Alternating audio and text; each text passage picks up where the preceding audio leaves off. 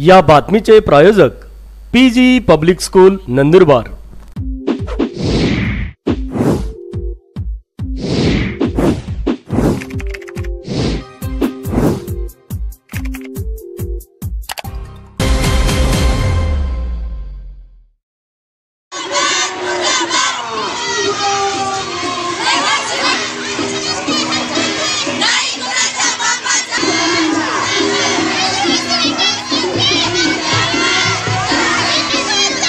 आदिवासी समाजाच्या योजना धनगर समाजाला देण्याच्या शासन निर्णयाविरोधात आज शुक्रवारी नंदुरबार शहरातून महामोर्चाचे आयोजन करण्यात आले होते।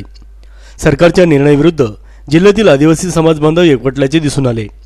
दुपारी जिल्हाधिकारी कार्यालयावर मोर्चा धडकल्यानंतर प्रशासनाला निवेदन सादर करण्यात आले।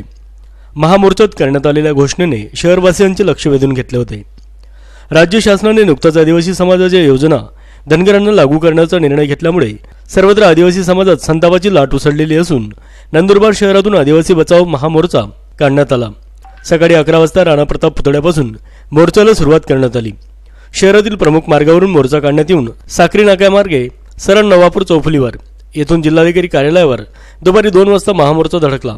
या मोर्चात आदिवासी करे पुकार, उलगुलान उलगुलान, संविधान बचाव आदिवासी बचाव, गाजर दाखविणाऱ्या सरकारचा धिक्कार असो, ऊट आदिवासी जागा हो, महामोर्चाचा राजा हो आदी घोषणांनी नंदुरबार शहर दुमदुमून गेले होते।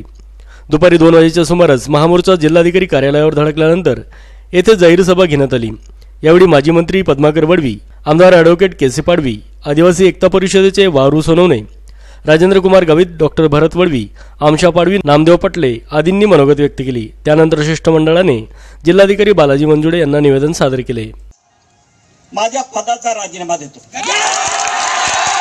तारखेचा राजीनामा आज मी पाठवून देतो। समाजाने मागणी केली, समाजापेक्षा कुठलंही पद मोठं नाहीये।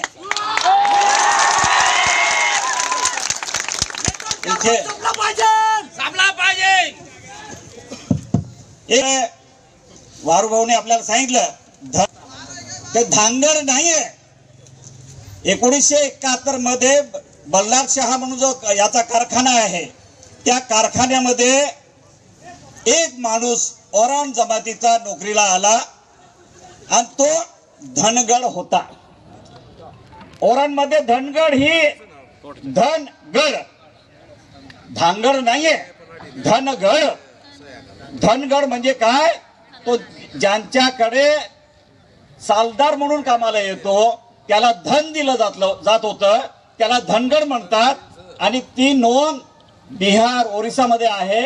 आपल्याकडे फक्त 1971 ला एकच ओरान आला होता आणि त्याची संख्या एवढी 1.5-2 कोटीमध्ये गेली आहे। फार सिरियस।